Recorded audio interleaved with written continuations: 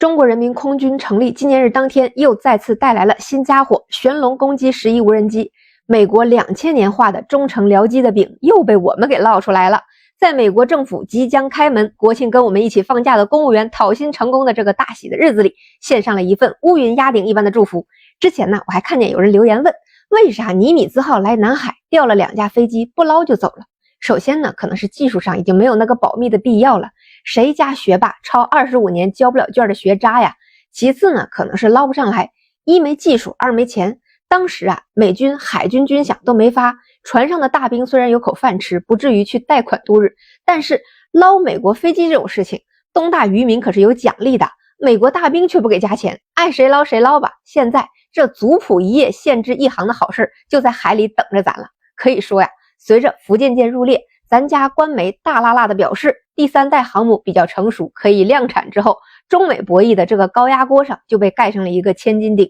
这个锅里的压力传导到哪里，顶起了热冲突，都不可能在我们这里。美国是一个从来只为了盈利动手的国家，不会想跟我们现在亲密接触的。而随着今天的玄龙亮相，可以说在这个千斤顶之上又压了一座大山。玄龙这个高隐身性能的无人机在视频中显示是可以和歼20组成编队的，就意味着当有敌机正面迎敌孙悟空的时候，它的分身毫毛分分钟就会闪现在敌机身后。超视距空战的想象中，玩法还可以更多样。也不知道啊，1个月没有领到薪水的五角大楼的公务员们，上班之后能不能收到我们这份沉甸甸的加班的心意。总之呢，在我们的陆海空太空全方位的部署之下，帝国主义者们现在对以理服人情有独钟。我之前呢很多次的给大家讲过，国债的本质其实是国家授信的能力，就是我能保证自己的货币和资产永远有价值的能力。美国用一场反恐战争就可以瞬间逆转本土大都市遭袭、互联网泡沫破灭的双重颓势，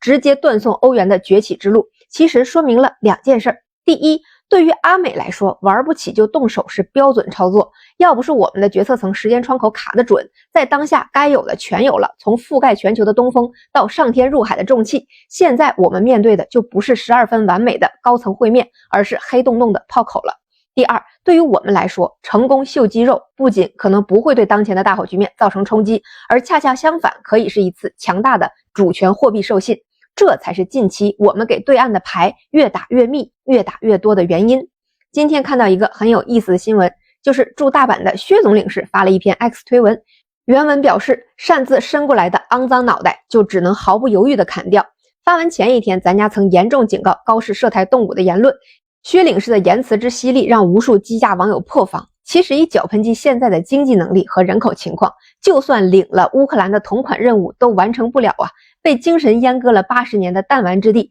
哪里有那么多精壮的汉子？破帽也好，高市也罢，其实不过就是被军国主义余孽抛出来投石问路的弃子。识破是问问东边的邻居，我现在知道错了还好不好使？龙哥你要是点头，我立刻就狗仗人势的去跟我主子讨价还价。而后来发现我们不接茬，绞盆机的贵族门阀们就换了个往西扔的石子，就是高市。意思就是主人我交钱我听话，你让我咬谁我就咬谁，还特意挑了个不咬人都辣眼睛的石子，您满不满意呀？川大统领现在其实也没有什么可选的牌，弃子也是子啊，可以一用，于是就有了高市现在这一出。而随着我们家6代机升空，第3代航母入列，隐身无人机面世，所谓的第一岛链根本就是囊中之物了。现在绞盆机最大的作用就是成为两岸统一的动员踏板，凭借武德充沛授信这种事情，用牛刀剁鹰还是杀鸡区别并不大。而鹰家呢，现在正在玩双头有丝分裂呢，援助是不可能援助了，不从鸡窝里掏俩蛋走都不错了。如今民主党再次卷土重来，可以说大获全胜，不仅在弗吉尼亚和新泽西州的选举中夺走了共和党的底层基本盘，还在两党最新达成的法案内容里彻底扮演了一个救民于水火的大英雄。川普现在不得不妥协，接受民主党的诉求内容，包括继续提供医疗补贴，不能裁减联邦雇员，并且要补发薪水，且不得削减食品券和补贴等民生相关物资。这下好了，穷人、性少数和全美的公务员都会对民主党感恩戴德。没挨饿的时候那是 MAGA， 这政府一停摆，挨过饿之后的底层是只认面包疙瘩。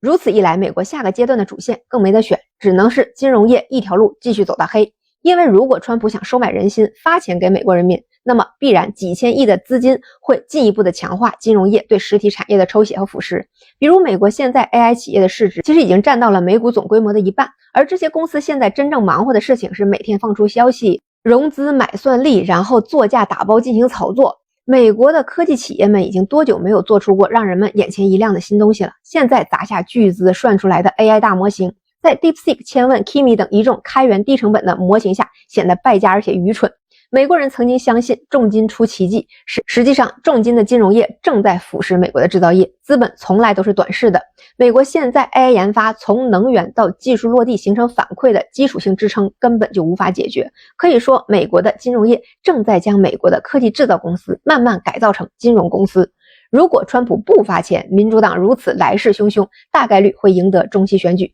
之后依然可以服务于自己的金融业的金主们。这白头鹰分裂成双头鹰，如今大统领刚刚废掉的政策4年之后再推翻重来，那可真是太喜庆了。制造业回流美国是回不了一点的，毕竟以美国蓝领的效率，投资下去连厂房的地都没铲平呢，那又是一届新班子的新要求了。那制造业回不来，美军的装备、飞机、航母、潜水艇，花多少钱请多少咨询公司，它也解决不了造不出来的问题啊。就像他们寄托于造一个超级大脑出来就可以解决眼前所有的问题一样，是空中楼阁。而金融业将继续成为撑住美国的拐棍，留给美国的另一条主线就只剩争夺全球资源的控制权来支撑美元的霸权了。全球的地缘会因为中美博弈这条主线暂歇而开始此起彼伏的西阿法模式。明显各个资源国都预判到了这一点，加拿大很有觉悟的把小板凳往东挪了挪。今天双方的外长通了个电话，可以说接下来随着中美之间的暂停，全球的地缘将会在这大国的地缘张力之下发生快速深刻的变革。主动的塑造外部局势将成为我们未来的重大转变。未来的注脚其实已经写在了当下，你看懂了吗？这么长都看完了，关注一下吧。